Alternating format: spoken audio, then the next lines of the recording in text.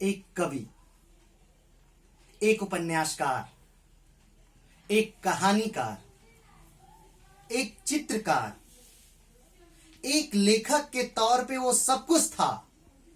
वो आदमी जिसने असीमित आसमान में उड़ने के सपने दिखाए, वो आदमी जिसने रोशनी के नए मायने तैयार किए, वो जिसके डर के बेड़ियों को ज्ञान को मुक्त करने का सपना देखा, वो आदमी जिसने आनंद और मुक्ति को एक नया रूप दिया अपने गीतों और अपने संगीतों में।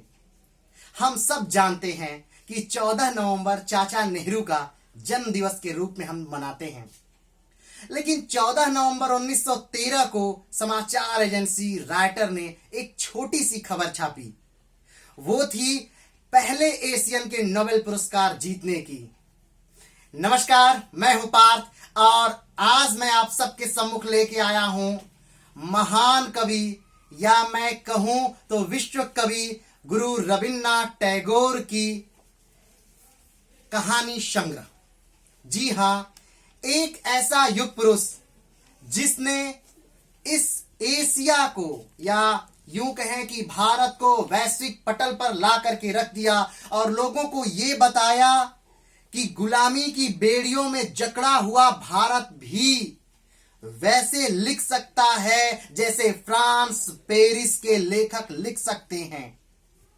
एक महामानव जिसने लेखन के क्षेत्र में वो सब कुछ हासिल किया जो एक महान लेखक हासिल कर सकता है।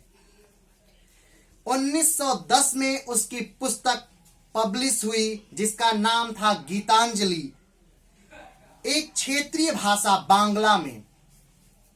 1912 में उस पुस्तक का अंग्रेजी अनुवाद होता है W.C. इट्स द्वारा अंग्रेजी में।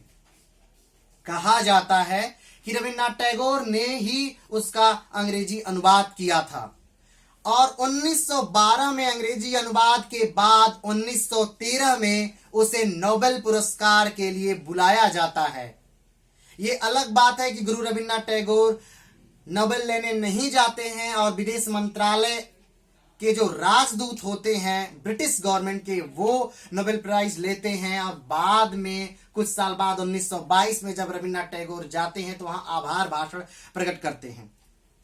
वो व्यक्ति जो कि एशिया परिदृश्य पे पूरी तरह से छा गया, वो व्यक्ति जिसे महात्मा गांधी ने गुरुदेव की उपाधि दी, वो व्यक्ति जिसने की एक पहले विद्यालय और फिर उसी को विश्व भारती, भारती का अर्थ होता है मां सरस्वती, विश्व भारती नामक विश्वविद्यालय तैयार किया, वो व्यक्ति जिसने विद्या को प्रकृति से जोड़ा, वो व्यक्ति जिसकी कहानियों में आज भी महिलाओं के लिए उतना प्रेम, उतनी सहानुभूति और उतना आदर्श है जो आज तक के लेखक देने में डरते हैं, शकुचाते हैं। ये दौर 1910 का था, ये दौर 1920 का था। उस समय ये रचनाएं लिखी गईं रविन्द्रनाथ टैगोर की ये कहानियां।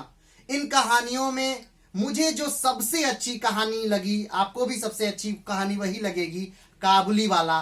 काफी ज्यादा मार्मिक है कि किस प्रकार एक काबुल का व्यक्ति, काबुली वाला का मतलब ही होता है कि काबुल से आने वाले व्यक्तियों को काबुली वाला कहा जाता था। अब काबुली वाला किस प्रकार आकर के छोटी छोटी ड्राई फ्रूट्स बेचते हैं। एक बच्ची उससे काफी प्रभावित होती है, उससे खेलती है, उसके साथ कूदती है और कुछ दिन बाद जब वो काबुली वाला किसी की हत्या के आरोप में पकड़ के जाने लगता है, तब वो बच्ची उसके सामने आकर पूछती है, कहां जा रहा है काबुली वाला, ये लोग तुझे कहां ले जा रहे हैं। काबुली वाला कहता है, मैंने कहा था ना सबको एक दिन जाना होता है, मैं भी ससुराल जा रहा हूं। इस मार्मिकता को फिर जब वो 10 साल बाद छूट कर आता है, उस छोटी बच्ची की शादी हो रही होती है। उस समय काबुली वाला उसके पिता से कहता है, मुझे एक बार उसे दिखा दो। पिता कहता है, नहीं आज उसकी शादी है। कहता है, काबुली वाला जाने लगता है। उसका पिता कहता है, तुम इतना क्यों चाहते हो। वो अपने जेब से निकालता है एक पेज जिसपे 2 हाथ के छाप रहते हैं और कहता है, ये मेरी बेटी के हाथ के छाप है और ये भी उतनी ही बड़ी थी जितनी बड़ी आपकी बेटी। मैं हमेशा आपकी बेटी में अपनी बेटी को ढूंढता रहा और देखता रहा। आज मैं जेल से छूट करके आया हूं। मैं ये जानना चाहता हूं कि मेरी बेटी कितनी बड़ी होगी। उसका बाप अपनी बेटी को लाता है, काबुली वाले से मिलाता है। दोनों एक दूसरे को दूर से ही देखते हैं, लेकिन दोनों की आंखें भर जाती हैं। उसका बाप पूछता है काबुली वाला, तुम्हारे पास पैसे हैं जाने के लिए? और कहता है नहीं साहब जी, कोई बात नहीं, मैं मेहनत करूंगा, फिर से पैसे जुटाऊंगा और लेकर के जाऊंगा। उसका बाप जो दहेज के लिए पैसे जुटाए रहता है, वो काबुली वाले को हाथ में दे देता है और कहता है ये लो और जाओ, तुम्हारी बेटी तुम्हारा इंतजार कर रही है। इसके आगे क्या होता है ये जानने के लिए आपको एक पुस्तक पढ़नी पड़ेगी। पढ़िए, बड़ी अच्छी, मार्मिक और खास तौर पे महिलाओं के सशक्तिकरण के लिए उस समय लिखी गई सबसे जानदार पुस्तक है कहानियों का संग्रह। इस पुस्तक को जरूर पढ़िए। तो आज के अंक में के लिए इतना ही।